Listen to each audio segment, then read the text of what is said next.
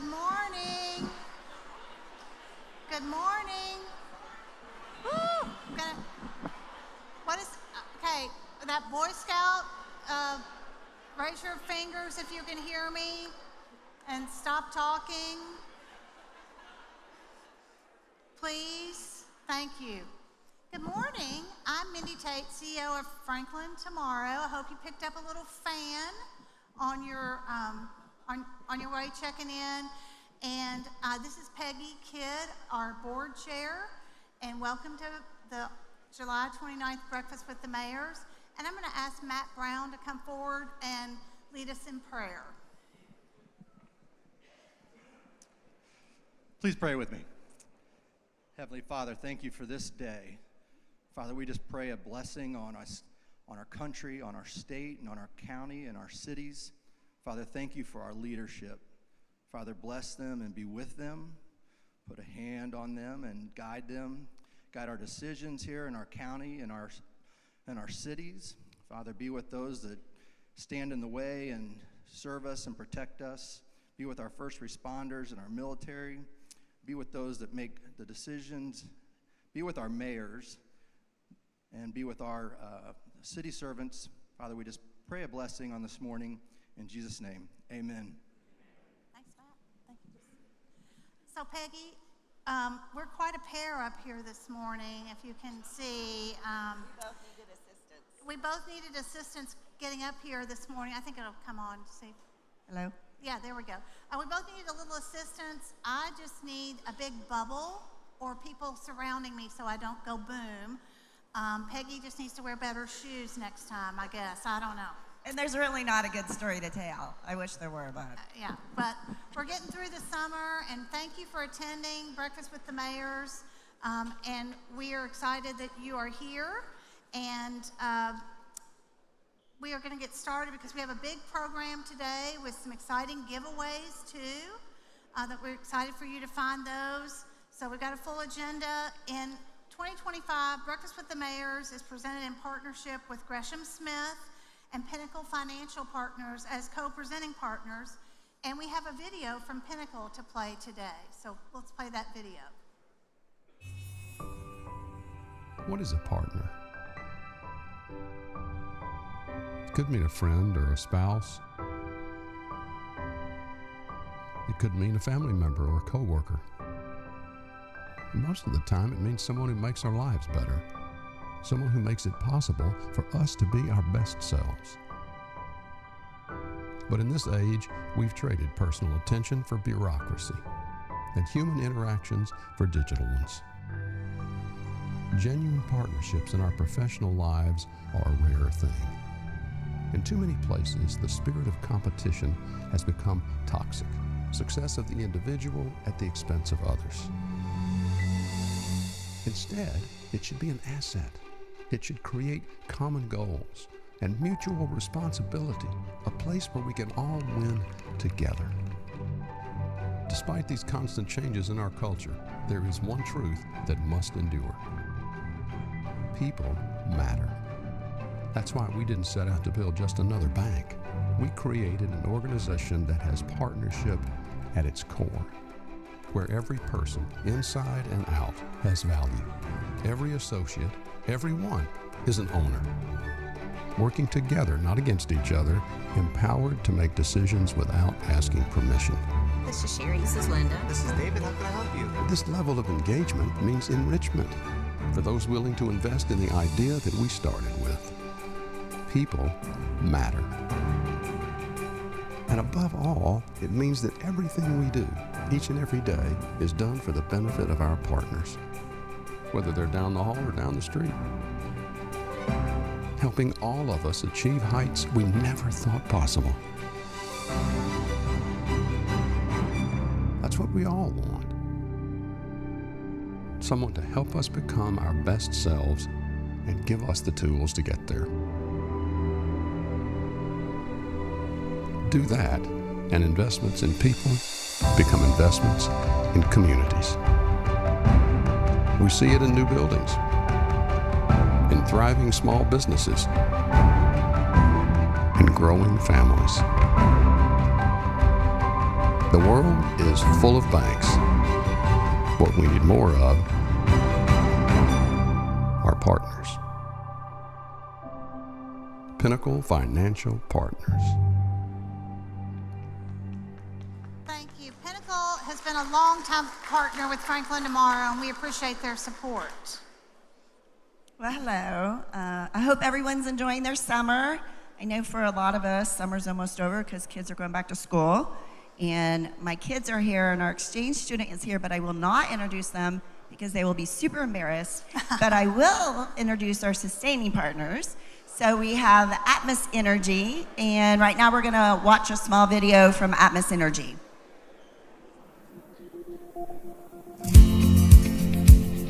Response really only accounts for about 10% of our day-to-day. A big portion of our day-to-day is the preparedness efforts, and that includes planning, training, exercises. So working with Atmos and all of our other utilities to understand our critical infrastructure, coordinate and plan together to respond to anything, continue to foster those relationships, and improve our overall capabilities before there's an actual event.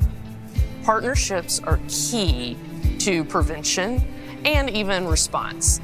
So working with Atmos, we've been able to plan open houses together where you were able to come out and spread information about gas safety to our community members, as well as get to meet our firefighters, so that we're on a scene, we know you. It's so much easier to work together in a crisis when you know a face. We have a great relationship with our first responders. We have a great line of communication from the chief of the whole department to the first year guys and all that. We do community events with them, cook them hamburgers, hot dogs. We just try and have a good relationship with them and keep things going. I've been fortunate to get to work with Christina and Atmos in planning some educational events through the school system to have them come in and talk to our kids about safety. About a year ago, we had an excavator hit a gas line in Spring Hill, caught on fire. We had a small evacuation. Atmos and their team responded promptly, and we worked together to mitigate the initial hazard, get residents back in their house, and close out that incident successfully. Communication is the key to all that. Once they make that phone call that they need help, we're there. I actually got a text the other night at 4 o'clock in the morning, hey, we've got a gas leak, can you guys respond? And we was able to get somebody to respond to them and be there in a timely manner and get things taken care of. It's always a relief when we see Atmos on scene. It is a true partnership. You bring your expertise to protect us, but yet we're there to help protect you too if something goes wrong. So making sure that we're working together is vital to keep the neighborhood safe. Our relationship with the fire department and first responders inspires trust in us and inspires and trust in them that we're able to be there for each other and help each other out. Any effective and safe response really comes down to pre-existing relationships, understanding each other's capabilities, and that's how we perform a safe response, not just collectively as first responders, but also to serve our community and get everybody home safe.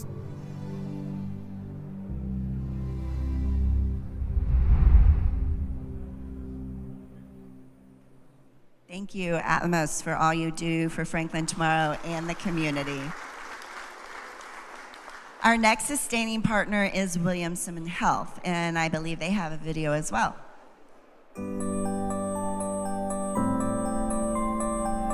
We opened the pediatric unit and the pediatric emergency department about 10 years ago now in collaboration with Monroe Carroll Jr. Children's Hospital at Vanderbilt. But what I've seen over the last 10 years is just a wonderful collaboration between the two institutions. We provide great care here. There's not another department other than going downtown to the two children's hospital that has pediatric trained staff and physicians in-house. But we usually keep and see allergic reactions, belly pain, difficulty breathing, fix broken bones down in the ER. If a patient needs a higher level of care, and that includes things like intensive care unit, so critical care, we are able to transport those patients very quickly to Vanderbilt. Our transfer rate from here is about 6% of patients that are admitted to the hospital are transferred downtown. Because our providers go between both locations, they can maintain that same standard of care that you would get downtown as you would here. We have a 10-bed dedicated pediatric inpatient unit, and we also have a dedicated 8-bed pediatric ER.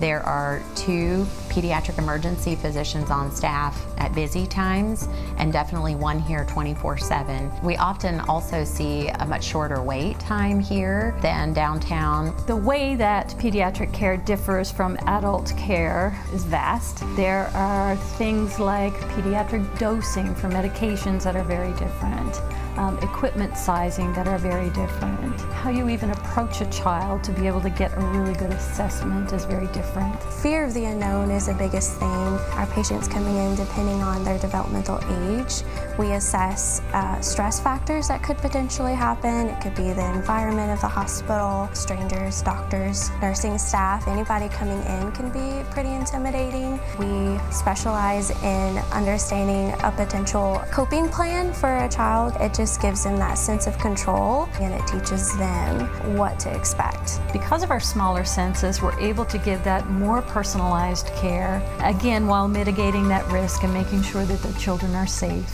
Williamson Health is a really special hospital. Our goal is to provide very high quality, evidence-based pediatric care to the community close to home.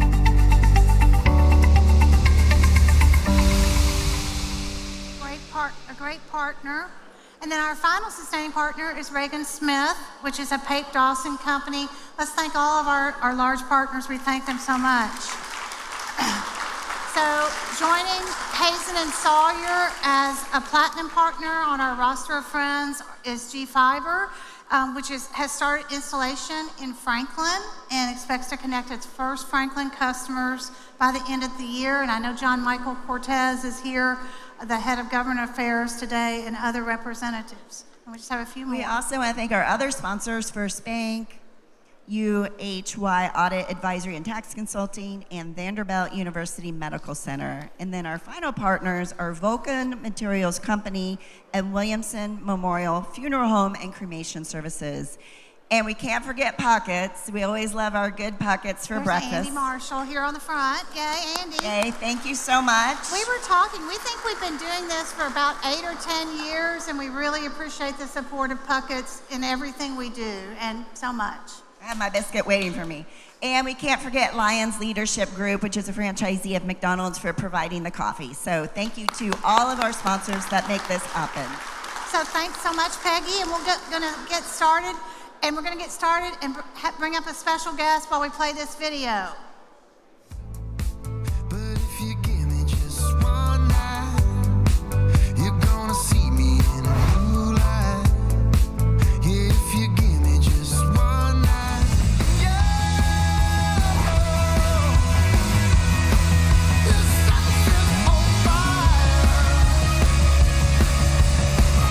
Well, I had no clue.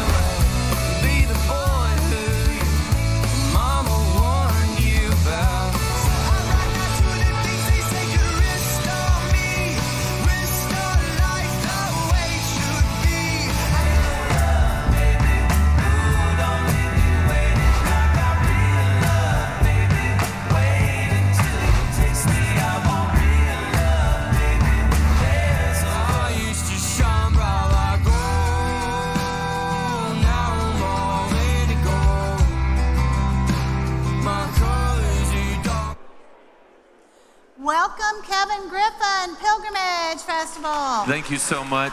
Thank you, Mindy Tate. It's so good to be here at the Mayor's Breakfast. Thank you, Mayor Moore, Mayor Anderson. I'm glad to be here. I'll make it quick because I know you're chomping on your food and there's a lot to cover. We're about to have our 11th annual Pilgrimage Festival, guys. We are your world-class music festival in our own backyard. We are not Live Nation. We are not AEG. It's 3 local people who've put this on since day one. And I love it when I travel around. I got to tell you, you probably experienced the same thing. I was just in Europe for 2 weeks, traveling around, doing different things with my kids for a college trip. And I saw pilgrimage shirts everywhere. And I was like, oh my God, it's not just Franklin anymore. We've got an amazing lineup, y'all. We got John Mayer full band. He hasn't played full band since 2018. We've got Kings of Leon, Local Boys Done Good, an amazing lineup. We have corporate programs, groups of 10 or more, 20% off. If you're interested in doing something, a great spirit team building event for your company, support the festival. Talk to me after I speak, find me, or Mindy or Mike all day. And we just can't wait to have you guys with your families. We are a family-friendly event. We're a cool music festival and a family-first event. We have an amazing vendors program, more vendors, more makers from Middle Tennessee than any other festival. We have the lowest general admission ticket of any festival in the region. Come support us. And to show you our love, today at the Mayor's Breakfast, we have 2 general admission tickets hidden under a seat. So no pandemonium. We won't have any violence. Under your seat. So look under your seat. Hopefully it's one you're under. Or look in the seat in front of you, under the seat in front of you. So I will leave, after I've started this chaos, I will leave the stage. There's an Mindy. envelope. There's an envelope. There's an envelope. If you're interested in the corporate discount, again, Mindy Tate, Mike Allday, Kevin Griffin, find us. We can give you more details. Guys, thank you so much. And thank you, Mindy Tate. You're welcome. Shall I start the pandemonium and tell them where it sort of is? Oh, well, I'm sorry. I just assumed. We are at Harlansdale Farm, across from the factory. We've been there since 2015.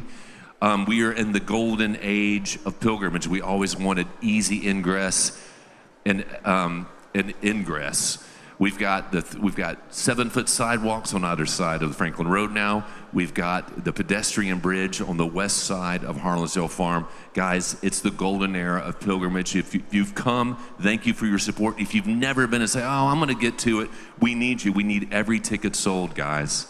So we'll see you there, September 27th and 28th, Harlansdale Farm Pilgrimage Festival 2025. Thank you, guys. Thank you. Just leave that there.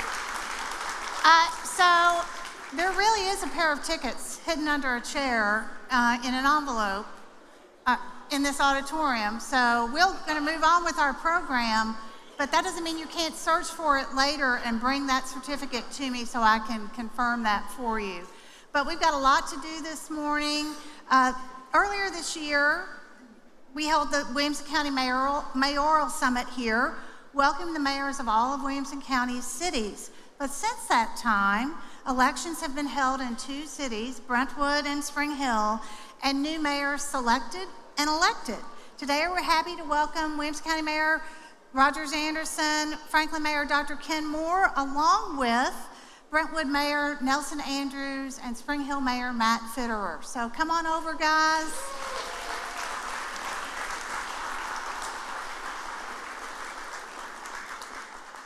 You?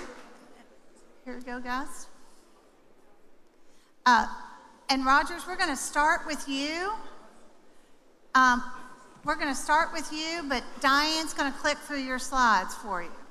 Thank you. Diane's going to click through your slides. It's on. You can't be trusted to click through your slides, apparently. I get that.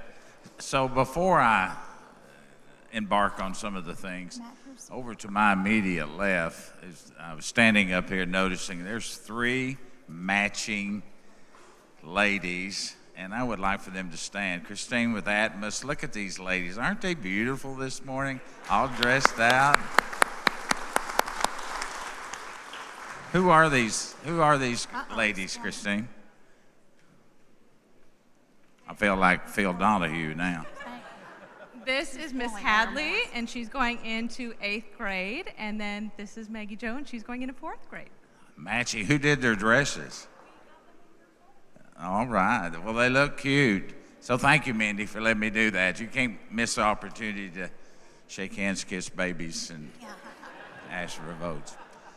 So last week at the mayorals, when I was doing the state of the county, we were talking about different things. You can see here on the slide, many of you have seen these.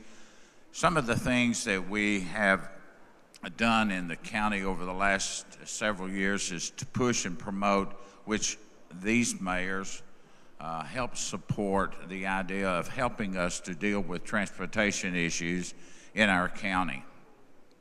Specifically, you will notice on the map, it's probably hard to see, the graph of the interstate system, noting the blue and the red lines of what's occurring in our county. We have asked TDOT to make a concentrated effort looking at our roads and particularly the transportation, and through the efforts of dealing with the chamber, who had over 10,000 signatures, many of you signed those, we're asking the state to reconsider and look at the way real estate transfer taxes that we send to Nashville, send some of that back that we can dedicate to our roads. Also, we touched upon the revised growth plan. This was all the cities and the counties, seven municipalities, looked at that and defined that for the next 5 years. I thank the mayors for that. I thank the legal teams that were involved in that, so we know exactly what cities are growing, where they're going to grow at, likewise for the county, so we can plan accordingly. We are constantly trying to refine our message and definition of what will occur during that 2-year process of looking at growth in our counties. So we've labeled a growth management roundtable. Once every quarter we'll get together and discuss different issues. The first 2 issues that we've talked about in this calendar year have strictly been about transportation issues and how can we better deal with those. And of course, as you know, with the AAA moving Franklin, Brentwood, we're probably one of the few counties across the nation that's got 2 cities and a county that are all AAA rated according to Moody's and Standard & Poor's. Very important. A big issue out on the conversation is how we look at net debt ratios. You can kind of see from that bar graph over the last 20 and 30 years. The small print basically says we're at the lowest level for our debt service that we've ever been in almost 30 years. And I contribute to county commissioners and many others that have worked hard to keep that debt in line, but yet provide those services.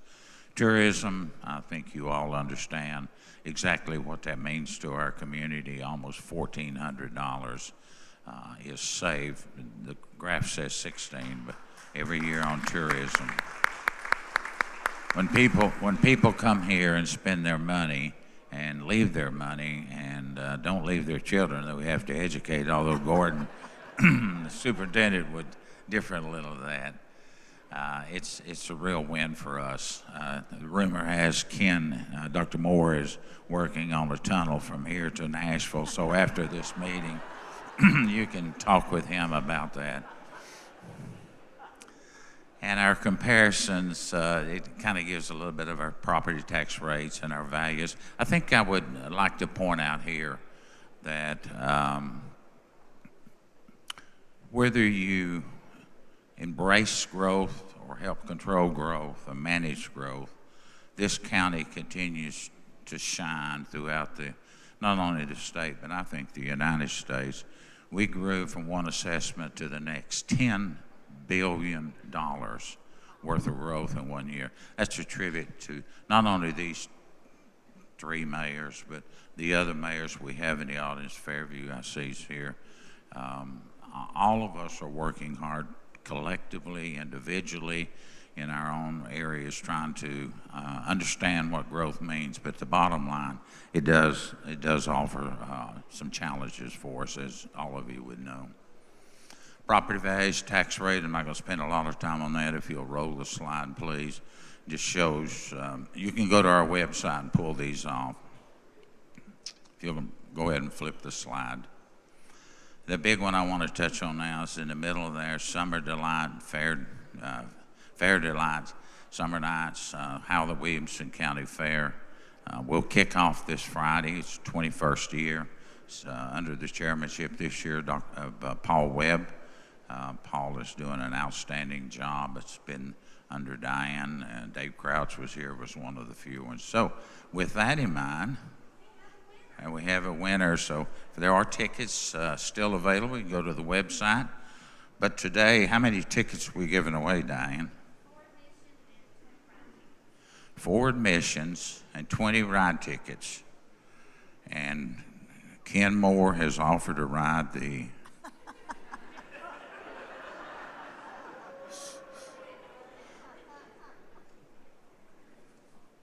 Remember, I I will get a chance to rebut you in just a minute. I think it would be great if all the mayors got on the. Let me hold it out here so you can read it, Rogers. All right. They're quite common. Peggy Kidd, are you here? Oh, yay. So if you will see Diane, after that, you can get some tickets, and don't let anybody accuse you of being a host up here and getting the tickets. There's any, they'll hit you with a conflict But of interest. she's got an exchange student this summer, too. Exchange student. Yeah, so Okay. great. Thank you, Mindy. Oh, no, you didn't finish. Sorry. I can't read that. Flip. Oh, volunteers. How many volunteers do you need? We need more volunteers. Always need volunteers. We've got about we go through about 1,400 to 1,500 a year. We could really use some help in some of the areas.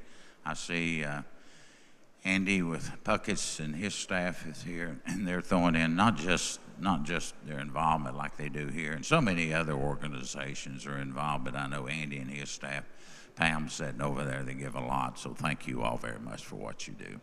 And the fair has a huge community impact, right, Rogers? Oh, absolutely. You're going to not let me get down. Turn around then. I know, that's big print there. Economic impact in 2024 is over $5 million. We had about 200,000 plus visitors. I think the one that I still enjoy, because I'm ag and nature, is we had 289,000 livestock events, and a lot of our steers and things, they're sold, given back to worthy organizations, not only here in town, but in Nashville. And so the fair continues to be an integral part of not just our organizations, how much we give back, and the volunteers. It is just something that we give back to the community, whether it's Page High working, Centennial High working, and all the different values we give back to the community. And that's the purpose of the single largest event that we have here in town. And I'll close it out, Mindy, by saying we got a picture of the Williamson County quilt. If you've not seen that, it's down to Archives at 5 Points in Franklin. Go down and look at the different patches. But this quilt's to signify how each one of those patches is woven together, and it's kind of like our county, it's kind of like our cities and counties, all of us playing a part in the success of Williamson County, and that also includes all of our business. We have great partnerships. Thank you, Mindy. Thank you so much. Rogers Anderson, our big mayor. They play. So you're the big mayor. Ken is the little mayor, I guess. Mayor Moore is the little mayor. Whatever. But you mentioned Centennial High and Page High working the fair this morning. I hope you all noticed and were greeted by our friends from the Franklin High Band and the band boosters who were here this morning. We are excited. The Franklin High Band is headed to Pasadena in January for the Rose Bowl. They need support, your support, as they plan for that trip, but also just to really be watching for them. So thanks to the Franklin High Band and the boosters who are here today. And Mayor Moore, are you going to Pasadena? You should go to Pasadena and ride with them or walk or something. I don't know. Is that in East Tennessee or West Tennessee? It's a little further than that. But Mayor Ken Moore. Oh, here's the clicker. You want me to click? Good morning. I always love following Rogers because we have a great relationship, and thank you for working with all the cities in the county, Rogers, and the leadership that you provided. And it's great to be on stage with these other leaders this morning, and look forward to working with them and hearing from them. Let me start out by saying that the airport is a very important destination for our county. We're the second largest user of the airport, and we do need to be looking at ways to get people to the airport quicker. So stop there. I know we have a lot of elected officials this morning in the crowd. We have congressmen, candidates, aldermen, county commissioners. So if you're an elected official, would you just quickly stand up and let us recognize you and thank you for your service? Wow.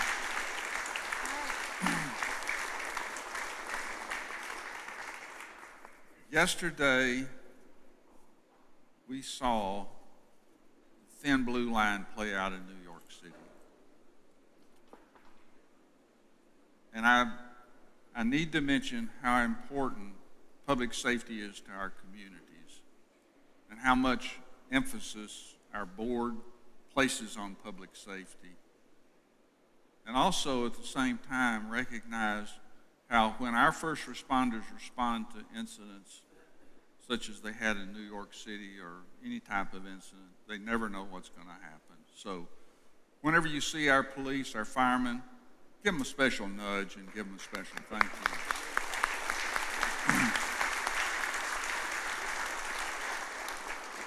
August is a big month. A lot of important things happening. And one that I have big on my calendar is my wife's birthday, August the 7th. But August the 19th is really an important date because we've been waiting to see the barn at Harlansdale Farm open with the renovation. So August the 19th, put that on your calendar and there'll be more information coming. But there's also other important things happening in August. It's going to be a big month. And there are a couple of birthdays that are happening in August. Hadley is going to turn 13, and Maggie Jo will be 9. So stand up. I get to kiss babies and hug babies too, Rogers. So happy birthday. So you got to build that electorate early, Rogers. Let them grow up and get them to the polls quick. Just 4 quick projects I want to talk about, and most of them you're already familiar with. And the first one is the new City Hall. We've broken ground. We are digging a deep hole. It'll be about 18 foot deep. And we look for the building, which you see right there, to be going up, finished sometime in the middle of 2027. So that's a big one. The second thing is, probably many of you may not even know that we have 4 sister cities. One new one in Spain. We have Bad Soden, Germany, which has been a very active relationship. We have County Laois, Ireland, and then we also have Carleton Place, Canada. But we just had a delegation over in Bad Soden exchanging niceties, attending their board meeting. But also, while we were there, we visited an adjacent county where they had visited us on an economic development mission. So we, in turn, visited them and talked about economic opportunities. So sister cities, there's a lot of cultural exchange with these particular cities, students, cultural opportunities, but also economic development, hopefully in the long term. The next is the Pearl. This is a great overhead visual of what's happening down there in southeast Franklin with the Pearl. We're excited about that particular park. It'll include our first inclusive playground. Absolutely. LEG's Dream World, our first inclusive playground in the city of Franklin. And lastly, we finally are working on McEwen Phase 4, and you'll see there what we've had to do to get that project started is trim back a lot of vegetation, and so that project is going to take about 2.5 to 3 years. The good news is we have $30 million worth of grant money that's going to help us pay for a $40+ million project. So thanks to our team for that. And then lastly, what's next? Thank you. I guess that's it. That's it. And that's the whole at City Hall. So thanks for coming today, and I look forward to the comments from our other mayors.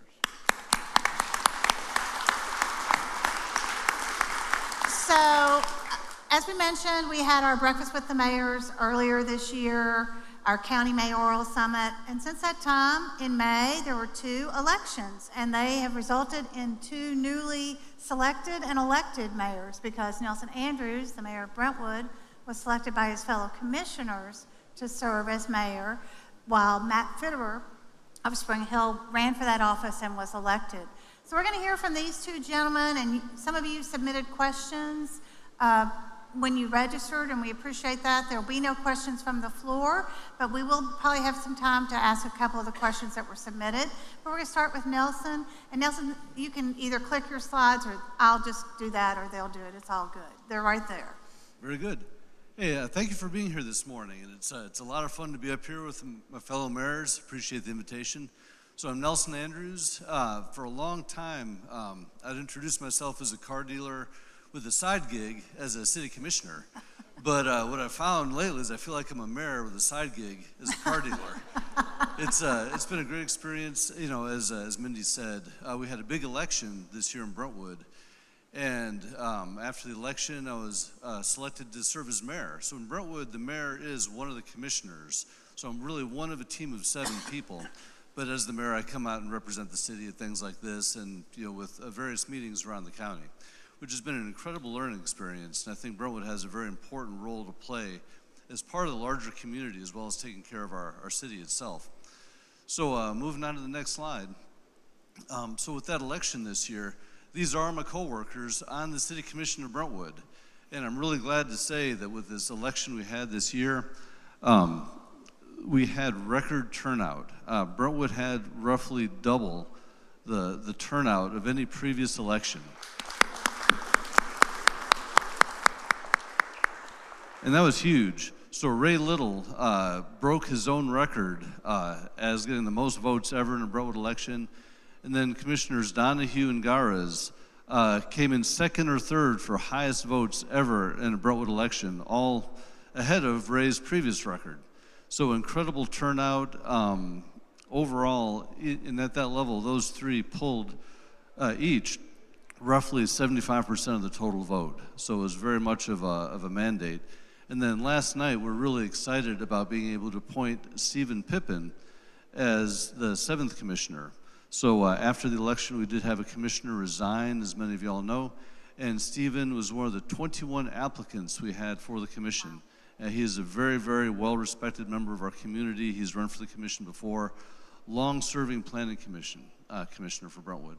So I feel like our bench strength on the commission has grown incredibly. A lot of experience with the planning commission, with both Stephen and Janet having been former chairs of the Brentwood Planning Commission, and pretty much everyone on the Board of Commissioners having a lot of experience in the city of Brentwood.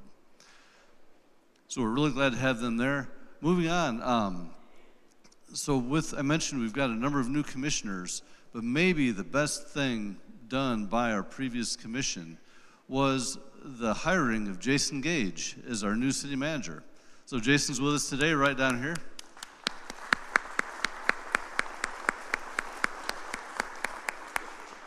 So Jason came to us from Springfield, Missouri. He's filling in big shoes left by Kirk Bednar. In fact, I believe I heard a rumor someone left a set of size 15 shoes in the office for him. But Jason, I've really enjoyed getting to know him, working together tightly this year and getting him acclimated in our city. I think everyone, if you have a chance to get to visit with him and talk to him, I think you'll really enjoy getting to know him, and very, very proud to have him as a member of our team. So moving forward, as the other mayors have mentioned, transit is a huge issue in our community, and it's not isolated to either the county or any one city. It's really all of us working together. And as Mayor Anderson mentioned, the north-south corridor on 65 is a huge deal. We've been to quite a few meetings lately talking about what we can do about the north-south transit, but also, as Mayor Moore mentioned, east-west transit is also a very big deal. And he showed a picture of the Phase 4 of McEwen. What is up there right now is Phase 5 of McEwen. So this is a project that's a joint venture between Brentwood and Franklin to build out McEwen from where Phase 4 ends around Wilson Pike all the way to the Brentwood city limit on the east side of Brentwood, which has both Franklin and Brentwood involved in the route. So this is a funded project. We are moving forward to it, or forward with it as quickly as possible, and we're going to continue to invest in the east-west corridors, trying to make sure the transit has a lot of different ways to move through the community. And grab the notes. So the McEwen extension is a big deal. as we're going forward with that, another very important east-west route for us in Brentwood is Old Smyrna Road. And I don't know, if many of y'all driven Old Smyrna Road any time in the past? Yeah, I see some hands.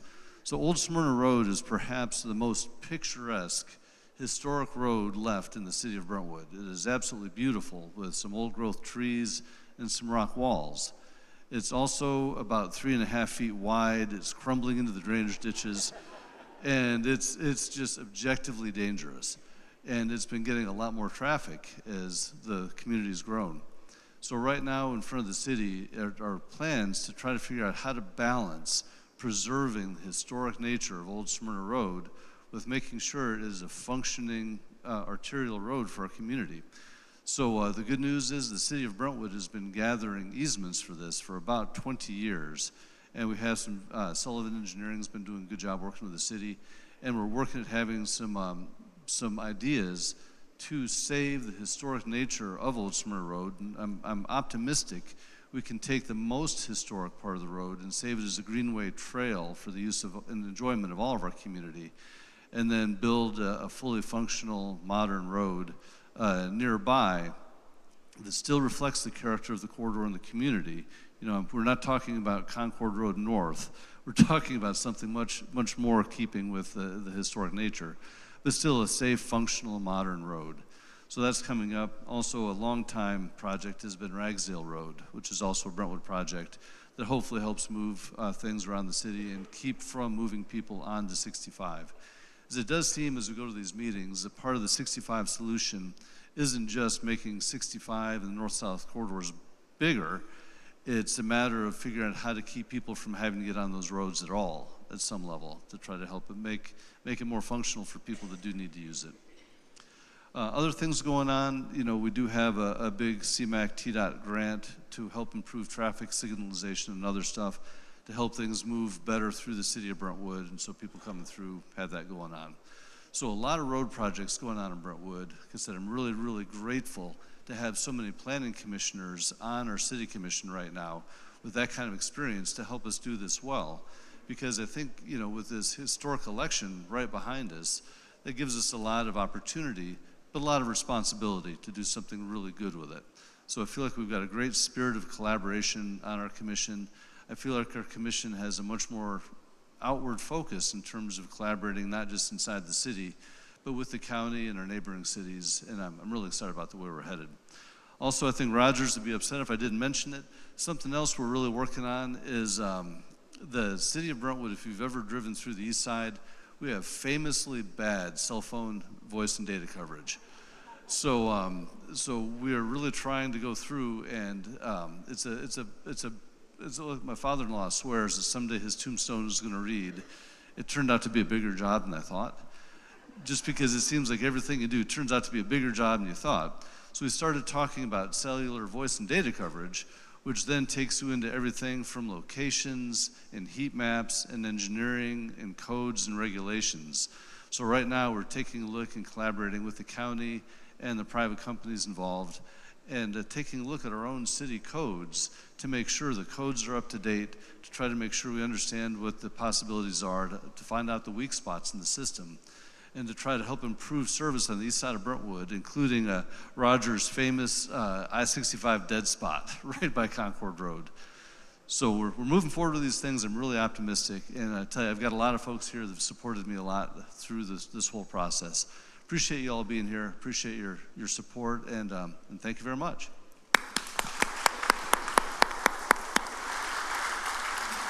So our final presentation this morning is from newly elected Spring Hill Mayor Matt Fitterer. Matt, so you're the last mayor. Is that you have coined a phrase or anything? Well, you said we got the big mayor, little mayor. I guess Nelson's the car mayor. I'll be the young mayor. If You'd that's be the okay. young mayor. Okay. It's cutthroat up here, y'all. I don't know. It's cutthroat. Anybody else born in the 80s? Yeah. All right.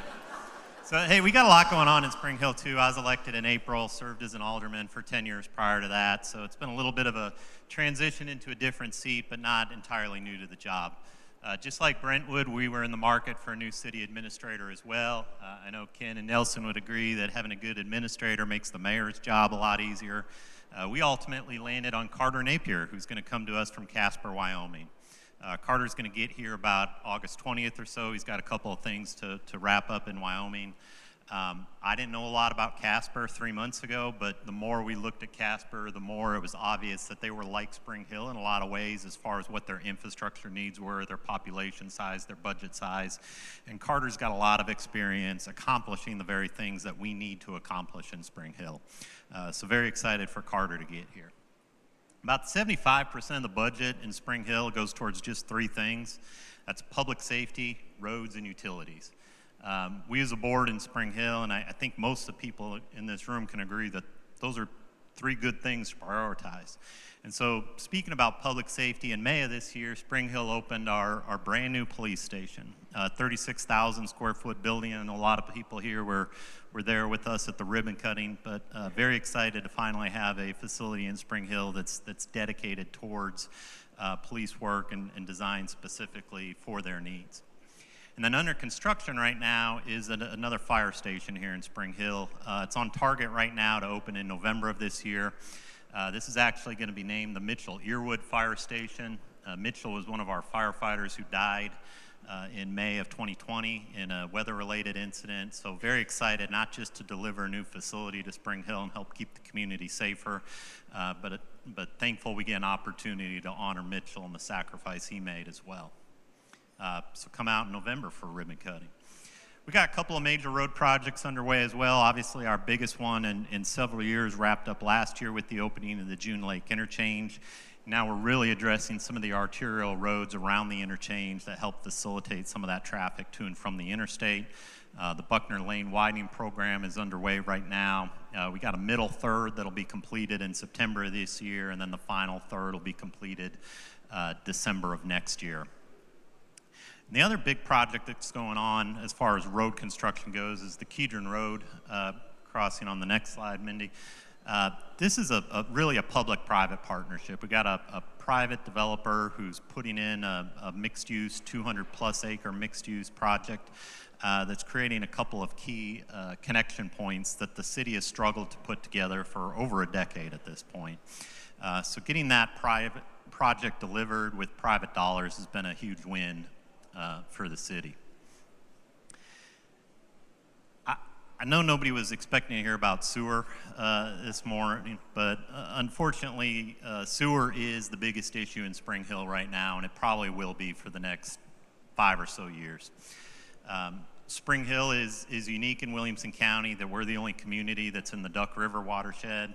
I don't know how much y'all know about the Duck River, but it's got a lot of environmental challenges.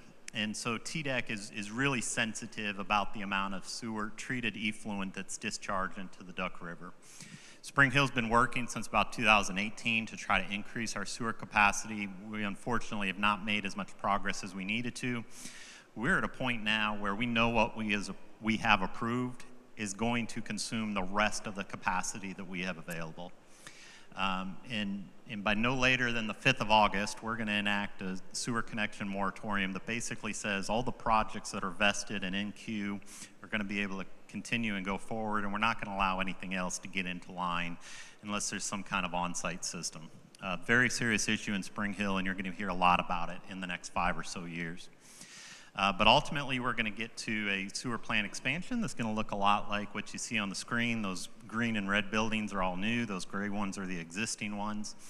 And really the way we're addressing our shortfall and our limited ability to discharge water into the Duck River is we're going to create an advanced purification plant and a freshwater, raw water reservoir as well. Water reclamation is not new in the United States. Virginia's been doing it since the 1970s. There's 200 plus utilities in Florida and Texas doing this, but it's never been done in Tennessee.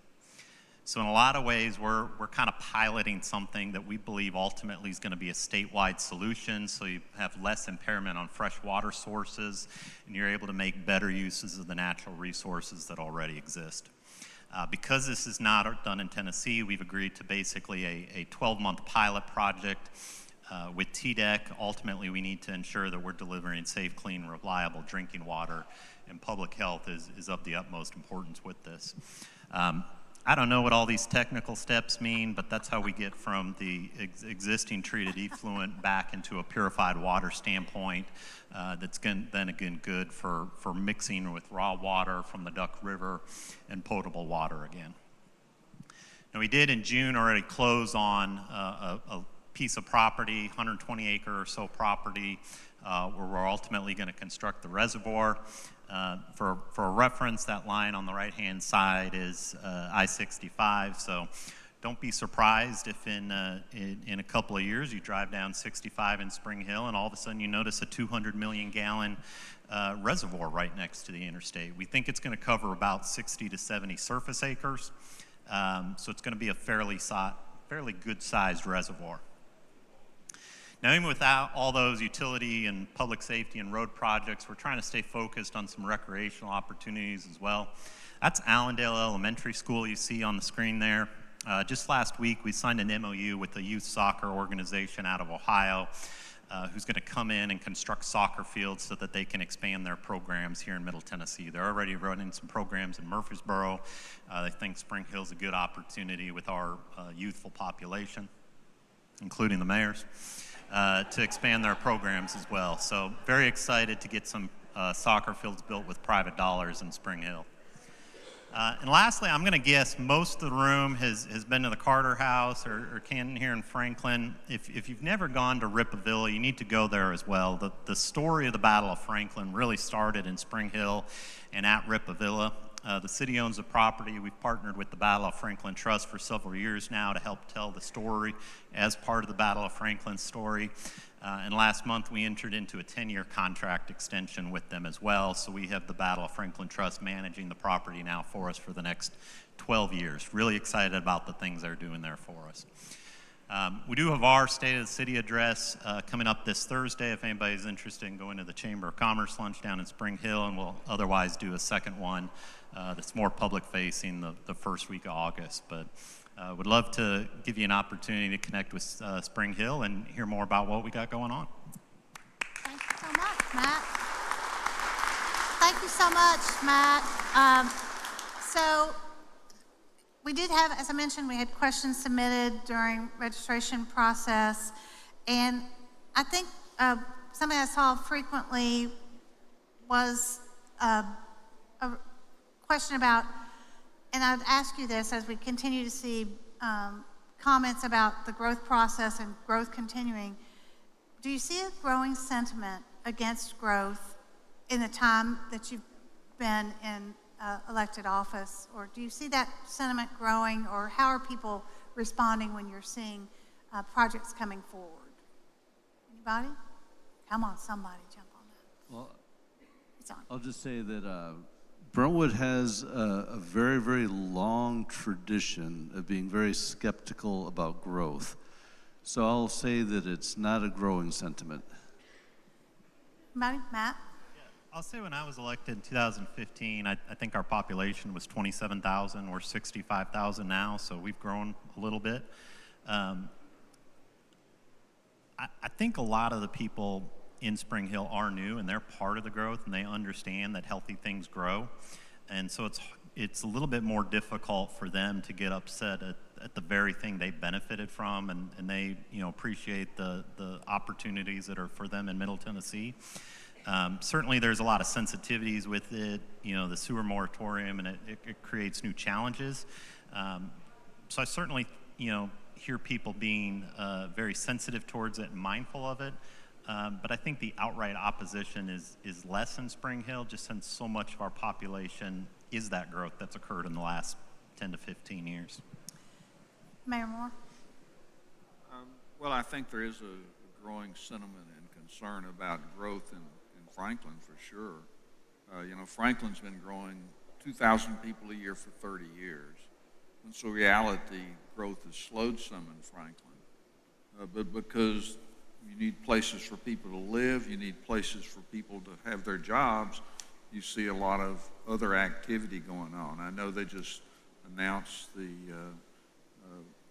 what Ovation was going to look like Cool Springs area, and I've seen some negative comments about that. But these are bringing jobs to people that live here, but also people's children that want to move back here in the long run. So we've managed growth for a long time. I don't think you can ever completely control growth, but you have a lot of tools in your toolkit. One of them, Matt's already mentioned, is the availability of utilities, particularly sewer. But our land use plan, our zoning ordinance, our design standards, the list goes on and on and on as far as things that we do to try to help manage growth in the best way we can moving forward. Rogers? Yeah, to take a little different step, I realize the baby of the group here wasn't born when we started doing urban growth boundaries, but when I think about what the cities have done along with the counties over the last 2 or 3 years about reestablishing those urban growth boundaries where the cities are going to grow, where the county can plan accordingly, because when cities do grow, the county, other than the Franklin Special School District, the county is left with picking up that tab for all the children that come to town. Although you will talk to Jason, the growth numbers are about stagnant on the elementary side, and that's probably because of the high cost of land and the cost of interest to borrow money. But the middle school and up, you still see continued growth. Nolensville's continuing to grow in Spring Hill. All of our communities are growing. I'm not against growth. I don't think growth pays for itself. I think you have to build in fees to take that. And if somebody wants to come, like the county commission did several years ago, and put your educational impact fee on them. And if you want to come here, then you have to pay to catch up with what the rest of you have already paid for. And that model will be replicated as we go down the road. We're learning as a community. There are lots of opportunities in our county, but out in the unincorporated area, it takes 5 acres. It's not half-acre lots. And so, again, I think it's a lot about, I don't want to be bumper to bumper. Now, don't take all of the land away for the development, and I agree with that, with what the governor's trying to do and a lot of others, putting in some, implementing some plans to protect our unincorporated land and areas. But by the same token, this community is just absolutely amazing in how they've been able to react and deal with the growth that we have. But a lot of it is about, I do not like to be stuck in traffic from Franklin to Spring Hill. Get me out of this. And same thing going up all the way to Brentwood. So we extended Olive Branch to our TDOT folks, and we need them, but each one of us as an entity, as a municipality, has to deal with our own individual roads. So thank you so much. And Jason Golden is here, our Williams County School Superintendent, and if you want to hear more from Jason, he's going to be our speaker along with some of his staff at Frank Talks on August 11th, Monday, August 11th at Columbia State Community College. So that's another one of our programs that we do that's free and open to the public. Thank these mayors for what they do and for being here this morning. So as we wrap up today, they'll be here and maybe have a little time to answer some questions afterwards. I want to remind you there's still 2 tickets under some chairs somewhere here, and bring that envelope when you find it to me so that I can sign it, and that'll be great. Thank you to all of our marketing booths who are here, and they have some great giveaways, and they'd rather you pick it up than them take it home. So please do that. And don't forget, Williamson County Fair, August 1st through the 9th, and they need volunteers. They need volunteers. The fair during the week starts at 6 p.m., so you have time to go to work and show up and be a volunteer, but you need to pre-register for that. But we look forward to having you at our next Breakfast with the Mayors, which will be October 21st, October 21st. That's a little different. We'll also be at Liberty Hall at the factory. The space is not available on October 21st, so we will be at Liberty Hall at the factory. We're moving Breakfast with the Mayors up a week because there's an important Franklin City election on October 28th. You'll be hearing more about that as the months progress, but please register to vote if you're not already, and please participate in early voting or on October 28th. We'll see you soon, hopefully at Frank Talks on August 11th, and go out and make it a great day.